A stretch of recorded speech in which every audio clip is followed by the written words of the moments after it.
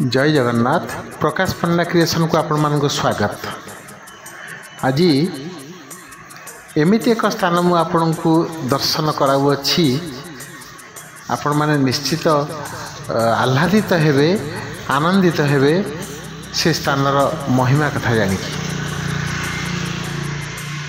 ये जो मंदिर टी आपण माने देखुचंती, ये मंदिर होची भगवान विष्णुंकर भक्त बैनतेय बा गौड़ंकर मंदिर। आपण प्रायतः अन्यत्र अनेक जगार विष्णु मंदिर देखिए, किंतु गौड़ंक नाँ मंदिर थिबा केबे आपण देखि नथिबे, सुन नथिबे। ये गौड़ मंदिर जहाँकि जगन्नाथंकर परम भक्त से गौड़, जहाँकर नाम त्राक्ष्य। गौड़ एक प्रजाति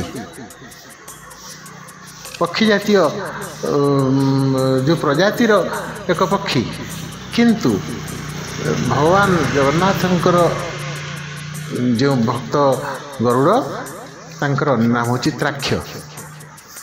ये जो गरुड़ मंदिर टी आपण देखुचंती, ये गरुड़ मंदिर नाभिगया क्षेत्रर बा बिरजा क्षेत्रर शोभामंडन करे। अतएव आपण माने पूर्व कथा को अतीत को मन पकेले जानीपरे जिते कला पहाड़ जाजपुर को आक्रमण करथिले एवं ओडिशार अन्यत्र सबु जगह से आक्रमण करथिले, मंदिर मानकर ध्वंस करथिले। सेतेबेले एई गौड़ों को शुभस्तंभ जहाँ को ब्रह्मा करथिले स्थापन, सिरियापुर रे थिबा शुभस्तंभ से मध्य सात शासन मध्यरु एक स्थान। से ही शुभस्तंभ उपरे थिबा भगवान गौड़ों को नहीं आसते, जगन्नाथंकर भक्त भगवान जगन्नाथंकर भक्त गौड़ों को नहीं आसते, पकई देथिले गोटे कुंडरे। से कुंडर नाम मध्य गौड़ कुंड।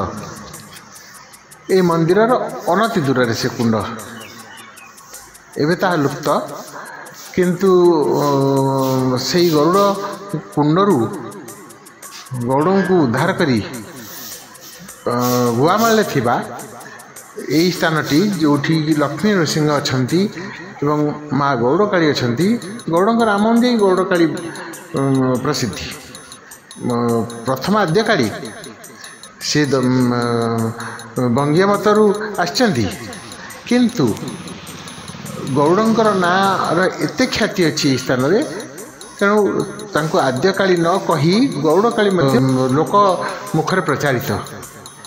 तेणु यही गौड़काली पाखरे थिबा गौड़ मंदिर रे आपण माने देखुचंती जो मूर्ति, से मूर्तिटी कला मुगुनी पत्थर एवं सुउच्च, जहाँकि अन्य मंदिर मानकर थिबा गौड़ मूर्ति ठारू बहु उच्च मानर एवं देखिले निश्चित आपण माने अभिभूत हेबे जे से गौड़ंकर भक्तिर जो मूर्ति विग्रहटी कराई भक्तिर एक निदर्शन। प्रकृत में भक्त केमती पारे, ये अपूर्व गौड़ मूर्ति की दर्शन करंतु। समस्ते जानती मन ठारू अधिक वेगवान कई नाहंती, किंतु भगवान विष्णुंकर वाहन गरुड़ होचंदी मन ठारू अधिक वेगवान। से गरुड़ंकर यही विग्रह एवं कार्तिक मासरे जो गरुड़ द्वादशी पड़े से दिन तांकर जन्मदिन पालन करा जाए एवं एठी महा आडंबर रे पूजा कार्य करा जाए एवं मेला यात्रा पड़े। आपण मानंकु मार्गदर्शन कराउछि। मार्गदर्शन होची आपण माने जाजपुर रे पहुँचला परे, जाजपुर शहर रे पहुँचला परे आपण बल्लभीघाट रास्ता आसिया बेले मुनि महांती छक, कालीमेघा छक, कालीमेघा छक पर मुनि महांती छक, से मुनि महांती छक पाखरु आपण दक्षिण को गति कले देखिपारे गुआमाल रास्ता एवं हाटक मध्य रास्ता बा बिरजा मंदिर पाखक मध्य रास्ता। से गुआमाल रे आपण देखिपारे यही मंदिरटी एवं दर्शन करें भक्त श्रेष्ठ गरुड़ को विनतानंदन वैनतेय को दर्शन करें।